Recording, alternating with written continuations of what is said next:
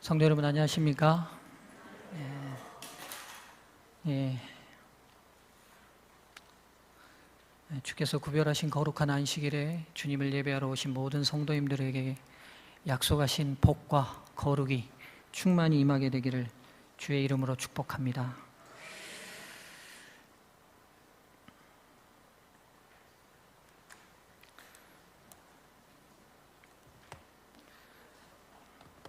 특별한 찬양으로 하나님께 영광 돌려주셔서 감사합니다.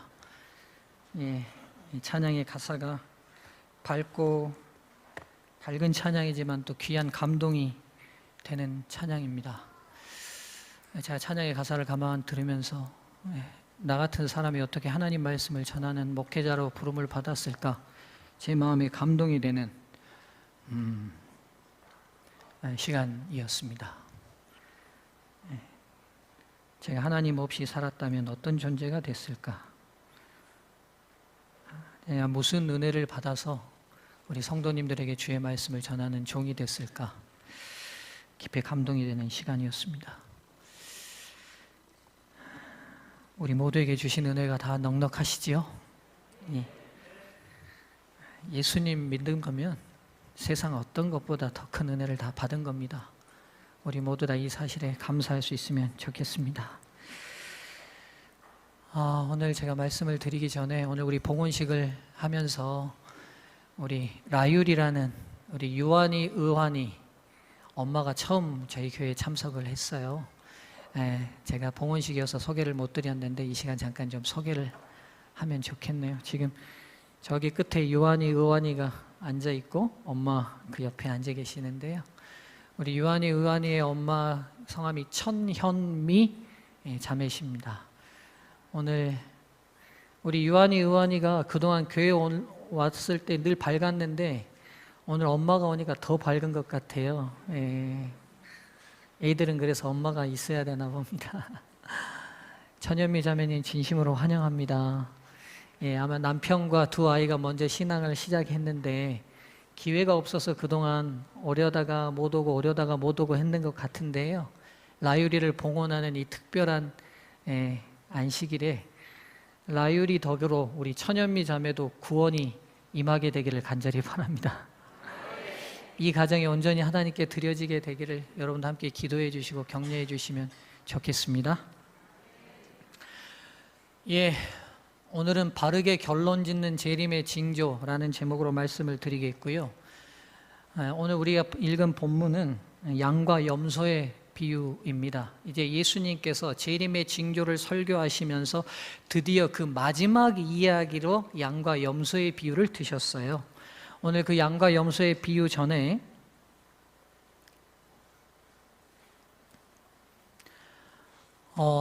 달란트 비유를 마지막 정리하고 양과 비유의 염소의 비유로 들어가도록 하겠습니다.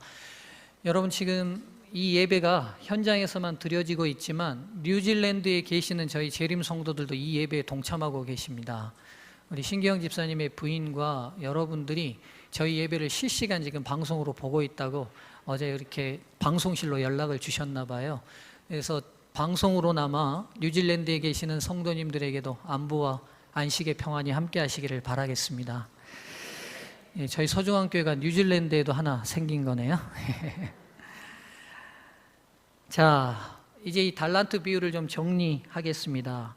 재림을 준비하는 시기 동안을 예수님께서 주인으로, 우리를 종으로 설정하는 비유를 드셨어요.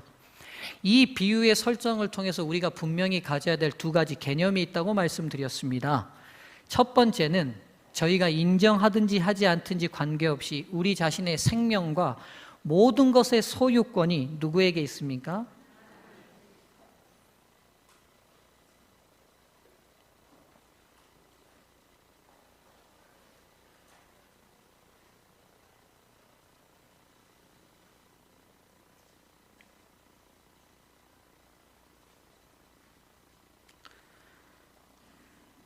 하나님께 있습니다. 이걸 여러분 분명히 하시면 좋겠습니다. 오늘 특별히 봉헌을 하신 우리 모든 가정의 부모님들은 기억하셔야 합니다. 아이는 우리의 소유가 아닙니다.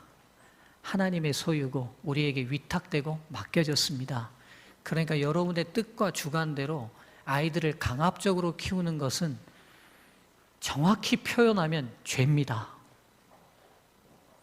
다시 말씀드릴게요. 여러분의 뜻과 주관대로 아이를 맞춰 키우려고 하는 것은 죄입니다. 하나님이 가지신 뜻과 계획대로 겸손히 이 아이를 양육하셔야 합니다. 제가 어렸을 때 우리 집에서 가정 예배를 드리면 우리 어머니의 기도 내용 중에 잘 잊혀지지 않는 내용이 있어요. 잘 잊혀지지 않는다는 말은 우리 어머니가 매번 기도 때마다 뭐 했다는 말씀이에요? 반복했다는 말이겠죠. 그러니까 제 뇌리에 아직 잊혀지지 않겠죠. 그게 뭐냐면 우리 어머니가 늘 기도할 때 이렇게 하셨어요. 하나님, 저에게 3명의 자녀를 선물로 주셨습니다. 주님 오실 때 이 아이들을 주님께 돌려드리도록 제가 잘 양육하게 도와달라고 기도하셨어요. 여러분, 모든 소유가 하나님께 있습니다. 우리의 생명까지도 주신 분도 거두시는 분도 하나님이십니다. 이 사실을 기억하고 사시면 좋겠습니다. 두 번째, 이 비유가 들어진 중요한 개념은 우리를 종으로 묘사했어요. 굳이 하나님께서 사랑하는 우리를 종으로 묘사한 이유가 뭘까? 이 재림을 준비하는 기간 동안에 우리의 자세와 태도 때문에 종으로 묘사하신 겁니다. 종이라면 딱 떠오르는 개념이 뭐예요, 여러분? 열심히 주인을 위하여 뭔가를 섬기고 일하는 존재잖아요. 그렇죠? 그것과 마찬가지로 우리가 하나님으로부터 부여받은 생명을 비롯한 모든 달란트가 개발되고 활용됨으로 열심히 분주히 세상과 하나님을 위하여 일하고 사는 것이 재림을 준비하는 거라고 말씀하고 싶으신 겁니다. 여러분, 여러분이 가진 모든 것들 개발하고 활용하시게 되기를 바랍니다. 여러분 자신만을 위해서가 아니라 이 세상에 빛과 소금이 되기 위하여 꼭 개발하셨으면 좋겠습니다. 오늘 찬양의 아름다운 은혜들을 우리가 많이 받았는데 청년들이시여 어린이들이시여 목소리를 개발하시게 되기를 바랍니다. 찬양은, 노래는 사람에게 강력한 위로가 되는 매개체입니다. 위로가 되는 매개체입니다. 주어진 대로 쓰고 끝내버리지 마시고 이것들을 계속 개발해서 누군가에게 위로가 되는 아름다운 도구로 꼭 서시게 되기를 간절히 바랍니다. 우리가 달란트 비유를 통해서 배운 또 다른 중요한 주제는 충실한 종과 불충실한 종은 어떻게 다른 열매를 맺었을까 하는 겁니다. 어디서 그런 차이가 생겼는지. 먼저 충실한 종들은 충성된 삶의 열매를 맺었던 이유가 무엇이었냐는 거예요. 그 이유를 찾기 위해서 우리는 주인에게 주목했습니다. 여러분, 어떤 주인이 종에게 50억, 20억, 10억 이상의 거금을 맡기는 주인이 어디 있습니까? 우리가 이 주인을 통해서 깨달은 건 뭐냐면 이 주인은 단순히 종들을 자기가 부릴 소유물로 생각하는 것이 아니라 무한히 신뢰하고 자신의 사업의 파트너로 생각했다는 강력한 증거라는 거예요. 한 단계 더 나아가서 그 많은 재물을 맡기고 관리하고 지켜보고 있었던 게 아니라 맡기고 떠나버렸어요. 그건 뭘 의미하냐면 이 돈을 어떻게 사용하는지를 보면서 그가 이 사업 전체를 물려줄지 말지를 결정하는 사업의 파트너를 뛰어넘어 사업의 후계자로 생각하고 있었다는 겁니다.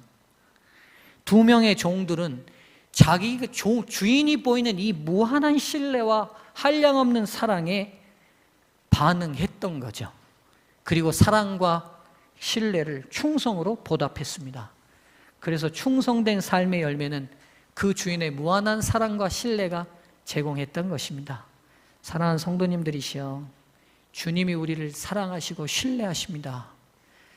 그 사랑과 신뢰를 충성으로 보답하시지 않으시겠습니까? 그분이 우리를 위해서 목숨을 내놓으셨습니다. 어디서 그런 사랑 받으셨습니까?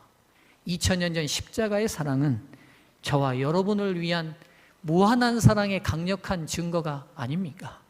그리고 그분이 끊임없이 하나님께 실망을 끼치는 삶을 사는 저희들에게 변함없이 신뢰를 보이고 계십니다. 여러분, 제가 매주 안식일 여러분 앞에서 설교하지만 제 사생활과 마음이 다 공개된다면 제가 과연 여러분 앞에 설교할 수 있는 존재가 아닙니다. 그런데 제가 이 단에 매번 설 때마다 느끼는 게 뭐냐면, 하나님이 오늘도 저에게 생명을 주시고 기회를 주셔서 세우시는 것은 저를 아직 신뢰한다는 증거 아니겠습니까? 여러분들이 오늘 예배에 참석할 수 있도록 건강을 주시고 안전을 지키신 것은요, 하나님이 여러분을 지금도 신뢰하신다는 강력한 증거입니다. 여러분을 신뢰하지 않으신다면 오늘 여러분의 생명을 거두시면 됩니다. 그런데도 우리가 이 땅에 살면서 실수하고 넘어지고 계속 하나님 앞에 쓰라린 상처를 줌에도 불구하고 다시 용서하시고 여러분에게 생명을 주셔서 여러분의 예배를 받으시는 이유는 우리가 충성의 열매를 맺을 수 있다는 신뢰를 보이고 계시는 겁니다. 그 신뢰 앞에 충성으로 답하지 않으시겠습니까? 이제 이 불충실한 종은 앞에 동일한 주인을 만나고 동일한 사랑과 신뢰를 받았음에도 불구하고 전혀 다른 반응을 주인에게 보였습니다. 그게 앞에 두 명과 달리 실천적 신앙으로, 열매 맺는 신앙으로 나가지 못했던 이유가 무엇이었을까? 우리가 장시간 이 부분을 정리했습니다. 이제 요약하겠습니다. 이 달란트 비유에서 드러난 악한 종이 불충실한 이유, 열매 없는 삶을 살았던 중요한 이유 첫 번째는 자신의 지적 오류를 계속해서 의도적으로 고집했습니다. 주인이 악하다고 생각하고 끊임없이 악하지 않은 여러 증거와 사랑과 신뢰의 증거가 있음에도 불구하고 의도적으로 계속 악하게 그의 잘못된 생각을 교정하지 않았습니다. 여러분, 왜 사람이 자기의 잘못된 생각을 끝까지 고집할까요? 우리가 그동안 계속 다 공부했어요. 결론은 이렇습니다. 자기 신뢰가 너무 강력합니다. 누구도 안 믿고 누구만 믿어요? 아무것도 안 믿고 자신만 믿어요. 이게 강화되면, 인간이 이 자기 신뢰가 강화되면 어디로 나아가냐면 자기 신격화로 나아갑니다.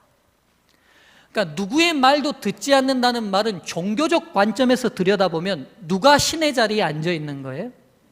예, 그 자신이 신의 자리에 앉아 있습니다. 여러분, 이게 굉장히 무서운, 사단이 쳐놓은 제일 무서운 덫입니다. 여러분, 진화론이 왜 시작됐다고 생각하십니까? 인간의 시작을 가르쳐주는 두 개의 이론이, 하나는 성경이 제시하는 하나님이 우리를 창조했다는 창조의 이야기고, 하나는 다윈으로부터 주창된 인간이 단세포로부터 시작돼서 진화됐다는 이야기입니다. 여러분, 두 개를 과학적으로 살펴보면 둘 다 과학적으로 입증이 불가합니다. 45억 년 전에 단세포가 우연히 생겨나가지고 그게 진화했다는데, 지금 그럼 우연히 생겨나는 단세포가 있습니까? 실험으로 가능합니까? 불가능합니다. 불가능해요. 그것도 하나의 신앙이에요. 그런데 왜 진화라는 새로운 신앙이 시작됐냐는 거예요. 잘 보십시오. 진화는 누가 생명을 시작해 준 게 아니라 스스로 생명이 시작됐다고 말합니다. 여러분 잘 보세요. 하나님의 이름인 여호와가 무슨 뜻이지요? 스스로 있는 자입니다. 여러분, 진화의 근본적인 시작은 과학적으로 그게 맞아서 시작된 게 아닙니다. 그 진화가 근본적으로 시작된 그 이유 이면에는 자기 신격화, 스스로 신이 될 수 있고 스스로 생명을 만들 수 있다는 그 생각에서부터 시작됐습니다. 이것이 결정적인 악한 종의 문제가 됐습니다. 여러분, 내가 절대적으로 틀릴 수 없고 내가 옳다면 누가 틀려야 되죠? 누가 틀려야 됩니까? 상대편이 틀려야 돼요. 맞죠? 제가 윤주경 집사님과 대화를 하는데 나는 절대로 틀릴 수 없어요. 그럼 다른 의견이 나왔으면 누가 틀린 겁니까? 윤 집사님이 틀린 거예요. 이거 인간관계를 뛰어넘어 하나님과 자신의 관계로 갔을 때 나는 절대로 틀릴 수 없으면 누가 틀리셔야 됩니까? 하나님이 틀리셔야 됩니다. 이렇게까지 번지는 겁니다. 그래서 여러분, 신앙인들이 절대로 갖지 않아야 될 자세가 있는데 고집과 완고함입니다. 여러분 가슴에 손 얹고 생각하시면서 나는 내 의견이 굉장히 강한 편이다 생각하시면 성령의 은혜가 더 필요하심을 느끼셔야 합니다. 나는 누구 말이 잘 합리적으로 안 들리더라. 나는 늘 나만 옳은 생각을 하고 있더라. 자아 신뢰가 굉장한 부분으로 가 있는 상태입니다. 근데 여러분, 많이 배울수록 자기 신뢰가 더 많을까요? 적을까요? 많습니다. 그래서 박사님들은 대화가 잘 안 되는 겁니다. 의사들은 합의가 잘 안 되는 거예요. 왜요? 그만큼 많이 배웠거든요. 그러니까 자기 신뢰가 더 굳건해질 수밖에 없습니다. 목사들하고 대화가 잘 안 되는 이유도 여기에 있어요. 많이 배웠거든요, 나름. 근데 여러분, 배워봤자 뭐 얼마나 배웠겠습니까? 인간이 알면 얼마나 압니까? 그렇잖아요. 여러분, 그래서 우리 안에 자아 신뢰가 강력하거든 여러분, 하나님 앞에 겸손의 거룩한 영을 달라고 기도하셔야 합니다.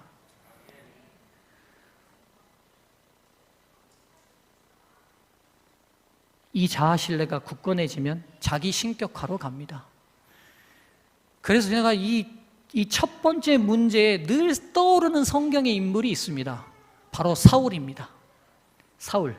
제가 성경절을 몇 절 달아놨어요. 이 성경절 찾지 않겠습니다. 사울이요, 첫 번째 전쟁에 나갔어요.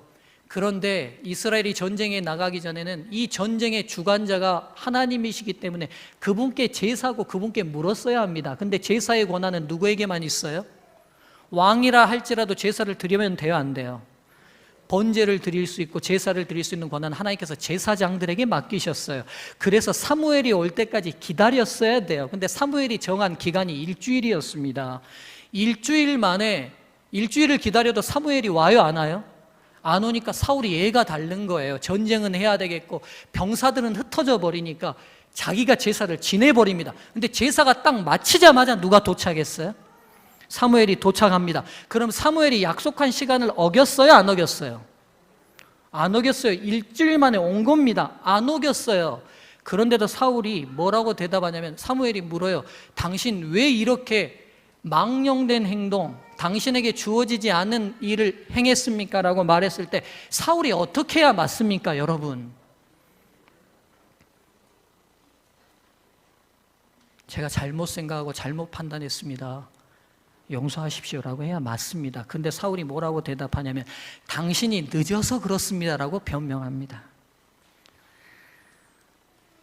사울에게 다시 한번 또 기회가 주어졌어요. 이번에는 아말렉과 전쟁을 할 때 소, 양 남기지 말고 다 몰살하라고 명령이 주어졌는데 이번에 사울이 어떻게 합니까? 소와 양 좋은 건 남깁니다. 그리고 사무엘이 또 물어요. 왜 그렇게 했습니까? 그랬더니만 사울이 뭐라고 대답해요? 좋은 거는 하나님께 제사 드리려고 남겨놨습니다. 이렇게 변명합니다. 그러나 여러분, 그의 본 이유는 뭐냐? 소와 양 다 안 죽이고 남겨놓으면 제사 드릴 때 누구 거 아낄 수 있어요? 자기 거 아낄 수 있잖아요. 자기 소하고 자기 양으로 드려야 하는데 이거 전쟁 때 전리품으로 남겨놓은 거 있으니까 누구 거 아낄 수 있어요? 자기 거 아낄 수 있어요. 그러면서 뭐라고 변명을 했냐면 하나님께 드리려고 그랬다고 변명합니다. 보세요. 사무엘상 28장은 이제 엔돌의 무당까지 찾아갑니다. 사울이요, 본인이 한 생각 가운데서 한치도 틀렸다, 잘못했다는 말이 한 구절도 나오지 않아요. 그러다 보니까 사울의 생애는 죽을 때까지 뭐가 없냐면 회개와 돌이킴이 없습니다. 회개와 돌이킴이 없어요. 사랑하는 소중한 성도들이시여, 그리고 말씀을 전하는 이정환 제 자신에게도 제가 설교하는데요, 하나님 앞에 말씀에 비추어 틀리면 하나님 제가 틀렸습니다 고백하고 용서함을 비는 겸손함을 저와 여러분의 모든 신앙적 태도와 자세에 갖게 되기를 간절히 바랍니다. 두 번째입니다. 이 악한 종이 불충실한 이유, 열매 없는 삶을 살았던 이유는 여러분 지난주 설교를 더듬어 보시면 아시겠지만 먹고 마시는 욕구 충족에만 멈춰 있었어요. 즉 욕구의 노예가 되어 버렸습니다. 욕구의 노예가 되어 버렸어요. 이게 문제였습니다. 누가복음 17장 28절과 32절의 말씀을 읽어보겠습니다. 또 롯의 때와 같으리니 사람들이 먹고 마시고 사고 팔고 심고 집을 짓더니 롯이 소돔에서 나가던 날에 하늘에서 불과 유황이 비오듯 하여 저희를 멸하였느니라. 인자에 나타나는 날에도 이러하리라. 그날에 만일 사람이 지붕 위에 있고 그 세간이 집 안에 있으면 그것을 가지러 내려오지 말 것이요 밭에 있는 자도 이와 같이 뒤로 돌이키지 말 것이니라. 밑줄 친 부분 다 함께 읽겠습니다. 시작. 롯의 철을 생각하라. 다시 한번 읽습니다. 시작. 롯의 철을 생각하라. 안 읽으시는 분들 다시 한번 읽습니다. 시작. 롯의 철을 생각하라. 질문합니다. 롯의 철은 신앙과 믿음이 있었습니까? 없었습니까? 그는 하나님을 알았습니까? 몰랐습니까? 그는 재림 성도입니까? 아니었습니까? 그는 재림을 기다리는 성도였습니다. 그러나 안락한 삶, 현실에 보이는 먹고 사는 욕구의 노예가 되다 보니 드디어 결단해야 될 멸망의 시간이 돌아와도 도망치면서도 미련을 못 버리고 어디를 돌아봤어요? 불로 곧 없어질 세상의 부귀 영화에 눈을 돌렸습니다. 여러분 그렇습니다. 내가 언젠가는 좀 훌륭한 신앙인으로 바로 서겠지. 그리고 지금은 옛날 삶을 계속 살아요. 즐길 거 즐기고 마음껏 삽니다. 욕심 부리면서. 그리고 마음에 신앙도 분명히 있어요. 재림도 믿어요. 그런데 여러분 진짜 결단해야 될 때 여러분들이 즐겼던 그 관성 때문에 돌이킬 수 없는 때가 돌아올 수 있습니다. 롯의 철을 생각하시게 되기를 바랍니다. 청년 학생들이시여, 세상에 유혹이 많고 재밌는 게 너무 많아요. 그래서 제가 여러분을 볼 때마다 심히 걱정이 되고 안타깝습니다. 여러분, 주어진 시간 허투루 쓰지 마시고 삶의 허튼 것에 미련 두지 마시고 삶의 쾌락을 탐해가는 청년의 삶들로 물들지 않게 되기를 주님의 이름으로 간절히 축원합니다. 이제 예수님께서 이 종을요 주인이 평가하는데 뭐라고 평가하셨어요? 악하고 게으른 종이라고 딱 평가하셨어요. 한마디로. 여러분 여기서 이 악함은 앞에 첫 번째 조건을 말씀하신 거예요. 자기 오류를, 자기의 잘못을 절대로 포기하지 않는 자기 신격화에 빠진 것, 그게 악함이에요. 여러분 잘 보세요. 세상 살면서 도덕적으로 나쁜 일을 많이 해서 악해지는 게 아니에요. 성경이 보는 악함이 무엇인지를 보셔야 돼요. 악함은 도덕적으로 나쁜 짓을 많이 해서가 악한 게 아니라 그게 악함이고 죄라고 지적받을 때 보여지는 행태에서 진짜 악함인지 아닌지가 드러나요. 아시겠죠? 여러분 잘못했어요, 여러분이 틀렸어요 라고 성령이 말씀하실 때 그 악함이 아무리 큰 죄라 할지라도 받아들이면 하나님 안에서는 선함이 됩니다. 이게 복음의 놀라운 힘이에요. 아무리 살인을 저지르고 나쁜 모든 사람이 있다 할지라도 진심으로 그의 죄가 얼마나 통탄할 죄인지를 깨닫고 하나님 앞에 자복하면 하나님이 그를 모두 다 의인으로 영접하십니다. 그러나 그가 도덕적으로 어느 흠결도 없고 얼마나 훌륭하게 살았다 할지라도 그의 내면에 있는 작은 이기심 하나를 보시고 너 이거 버려야 되라 말했을 때 하나님, 제가 얼마나 앞에 이걸 잘했는데 주님 저 잘못 보신 거예요 라는 교만함으로 나아갈 때 그게 악함이 됩니다. 제 안에 이런 악함이 참 많습니다. 제 안에 있어요. 여러분 아는 제가 모르겠고요. 제 안에 이런 악함이 있어요. 저는 없는 줄 알았거든요. 꽤 겸손하다고 생각했는데 그것부터가 악하더라고요. 제가 겸손하다고 생각하는 것부터가 제가 악한 거예요. 내가 보니까. 제가 다른 목사님들하고 저를 막 비교해 봤어요. 근데 저는 꽤 포용도 잘하고 남의 말도 잘 들어주는 것 같아요. 그래서 없는 줄 알았는데 어느 날 누가 말 한마디 하는데 기분이 팍 상하더라고요. 내가 목사인데 저 안에 이런 악함이 있습니다. 두 번째, 이 종을 하나님이 게으르다고 평가하셨습니다.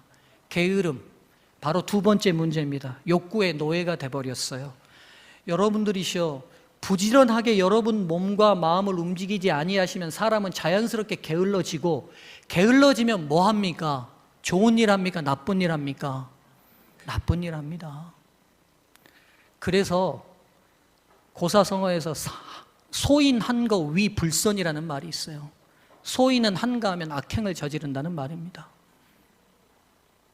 우리 한번 생각해 보시죠. 여유롭고 시간이 있을 때 여러분 누가 떠올라서 그분을 위해서 기도가 됩니까? 아니면 TV가 틀어집니까? 예. 시간이 있고 여유가 생길 때 하나님의 말씀이 펴져서 읽어집니까? 아니면 누구랑 전화해서 수다 좀 떨어져 볼까 동창 좀 명단 찾습니까? 여러분, 게으름은 욕구의 노예로 만드는 굉장히 그리스도인들에게 경계해야 될 삶의 태도입니다. 또 한층 더 나아가서 이 게으름이 가지고 있는 단어적 뜻이 있어요. 여러분 밑줄 그은 부분 한번 읽어보시겠습니까?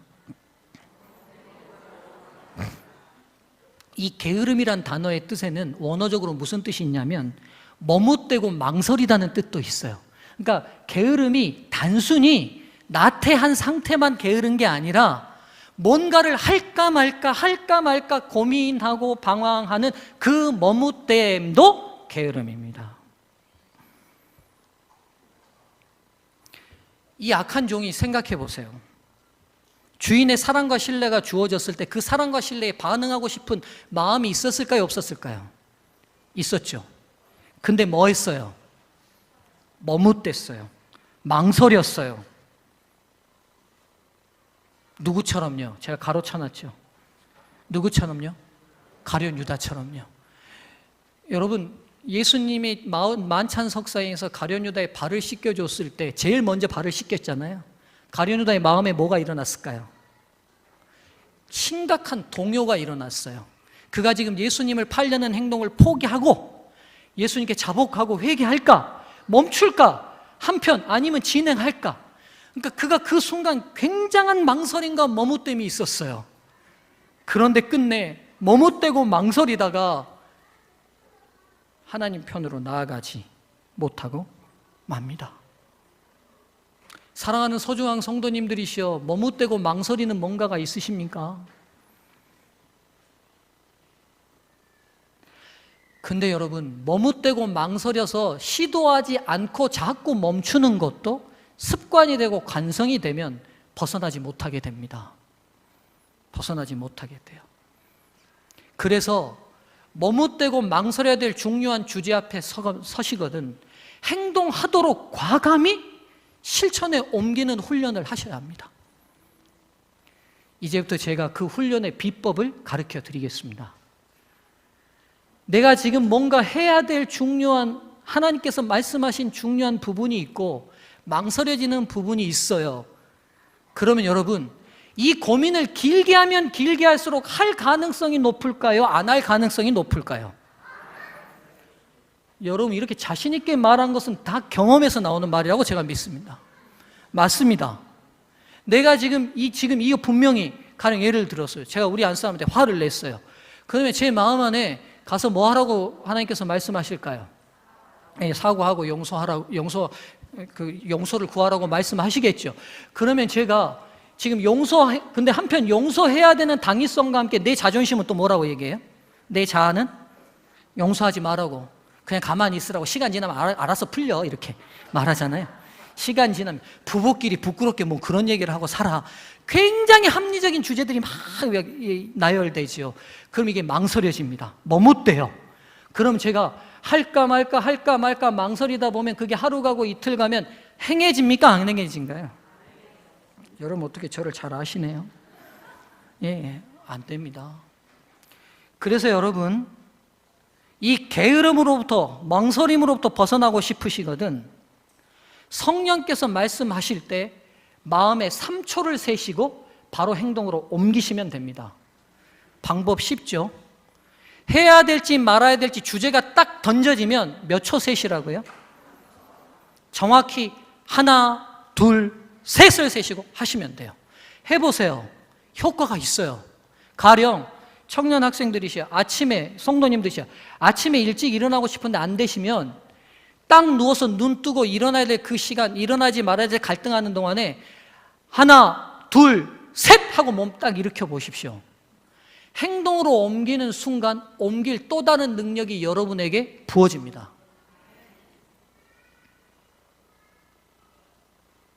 금요일 저녁에 나올까 말까 고민되시죠? 예, 성도님들이시죠. 금요일 저녁에 회사도 늦고 밥도 못 먹고 그러면 나올까 말까. 또 하루 종일 얼마나 피곤해요. 제가 여러분 모르는 거 아닙니다. 제가 알아요. 제가 왜 알아요? 우리 부모님도 평생 그렇게 교회 섬기는 부모 보고 컸어요.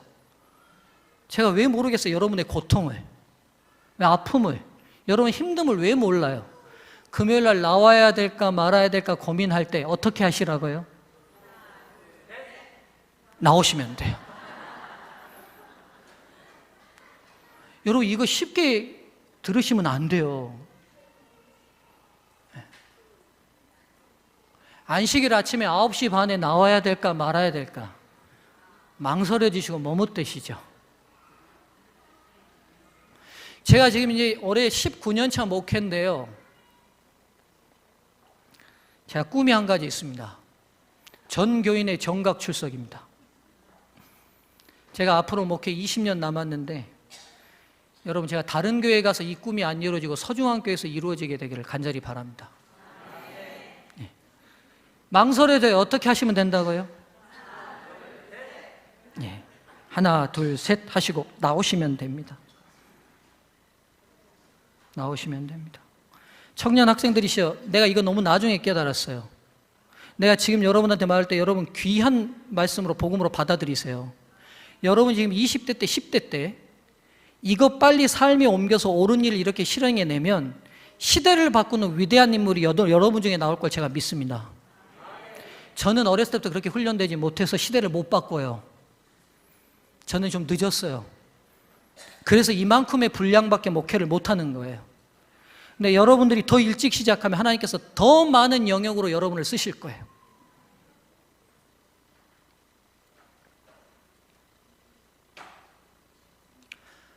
양과 염소의 비유는 다음 시간에 하겠습니다. 네. 시간이 너무 많이 지나서.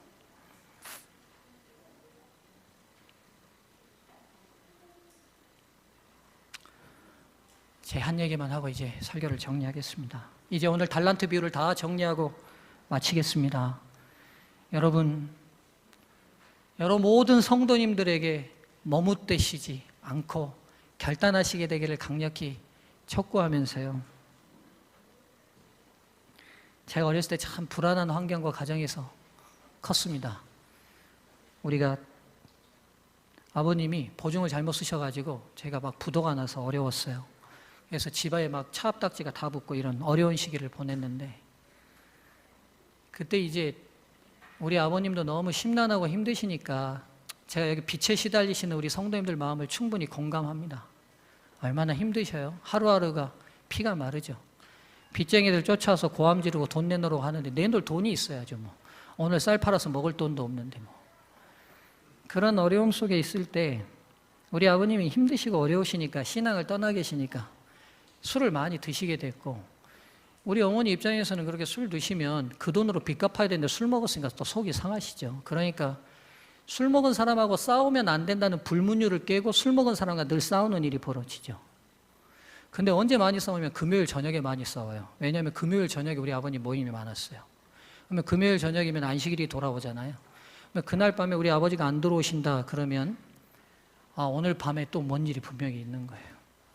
1시가 2시가 2시가 끝나면 불안함 속에 저희가 잠이 들고 나면 이제 그 다음 우당탕 소리와 함께 저희가 이제 다 깹니다. 그럼 아버지가 들어오셨고 어머니는 그런 아버지를 향해서 본인의 울분을 토하고 제가 이 설교를 우리 어머니가 들으시기 때문에 말하기가 좀 부담스러운데, 숭유보다 어렸을 때 그래서 제가 봐왔던 우리 어머니 아버지의 이 격한 싸움의 모습들은 제 마음에 상처로 늘 남아 있어요. 그래서 제가 누가 고함 지르면 심장이 지금도 막 잘 뛰거든요. 놀란 심장 마냥. 근데 그게 제가 어렸을 때 봤던 우리 어머니 아버지의 격한 싸움의 모습이 저에게 아주 강렬하게 각인됐기 때문인 것 같아요. 그렇게 1시고 2시고 다 싸움이 끝나고 나면 그 다음 날이 무슨 날입니까? 안식이잖아요. 교회 가야 되잖아요. 우리 어머니가 교회 가실까요? 안 가실까요? 저는 잘 이해가 안 됐어요. 잘 이해가 안 됐어요. 치고받고 싸우고 그 무슨 마음으로 그 설교가 들렸을까요? 찬양이 입으로 나왔을까요? 제가 어머니한테 이 사실을 한 번도 물어보지는 않았어요. 그러나 제 눈에 분명한 기억은 그 안식일날 변함없이 교회를 다시 오시는 거예요. 그리고 이 예배에 동참하세요.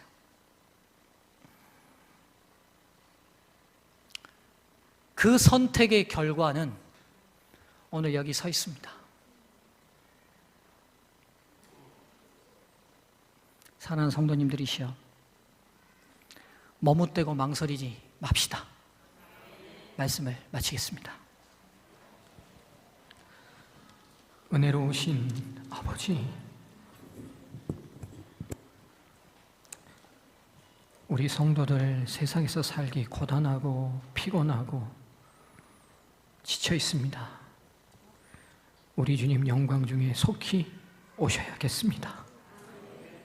주님, 이 죄된 땅에서 더 이상 살고 싶지 않은 우리의 마음을 다 아실 줄 믿습니다. 우리가 영광 속에 주의 재림을 고대하며 기다리오니 주님 속히 오십시오. 사랑하는 우리 소중한 성도들, 각자의 믿음의 분량이 다 달라서 아직 주님이 나를 얼마나 사랑하시는지 깨닫지 못하는 영혼들도 있습니다. 주님 도와주셔서 우리 주님이 얼마나 우리 영혼을 사랑하시는지 깨닫도록 인도해 주시고, 우리도 우리의 삶을 전적으로 드려 주님 사랑하는 믿음과 신앙이 자라게 도와 주시옵소서. 이제는 주의 재림을 고대하는 모든 성도들 위해 아버지 하나님의 다함이 없으신 사랑과 우리 주 예수 그리스도의 은혜와 성령 하나님의 감화 감동하심이 이제로부터 영원까지 함께 하시기를 간절히 축원하옵나이다. 아멘.